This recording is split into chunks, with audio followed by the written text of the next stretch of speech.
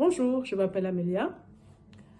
Je vais vous parler de ma vie professionnelle avant de rencontrer Steve Alexandre, mon coach.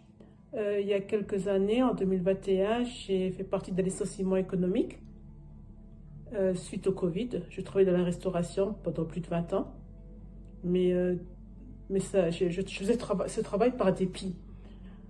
Et donc, j'ai profité de ce licenciement pour me remettre à jour dans le secrétariat, parce qu'à la base, j'ai un bac secrétariat, j'ai toujours voulu travailler dans le tertiaire, mais je n'avais pas eu de chance à l'époque.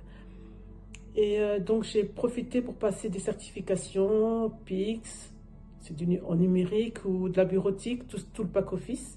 Je ne touchais plus de revenus, j'étais arrivée en fin de droit. Il fallait qu'à tout prix que je trouve du travail. Donc, je me suis mis à chercher au début.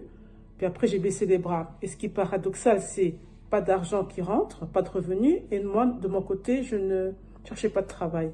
Et c'est là que j'ai compris que j'étais rentrée dans une sorte de dépression, voire de procrastination. Et je ne savais pas trop quoi faire. Il m'a tout de suite appelé.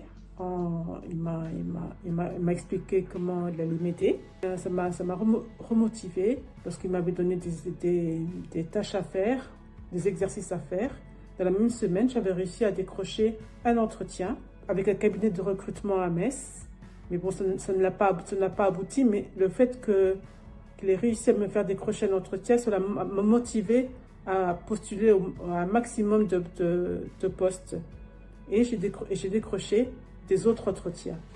Je recommande Steve Alexandre à toutes les personnes qui ont besoin d'un coach parce qu'il a su m'accompagner en un laps de temps, dans peu de séances. Il a changé ma vision du monde du travail. Il m'a fait comprendre qu'est-ce que le monde du travail attendait de moi. Il a su me positiver et croire en moi, c'est quelque chose que j'avais du mal. En me faisant travailler sur des exercices, il est très persévérant, il ne lâche pas l'affaire. Alors du coup, je le recommande sincèrement.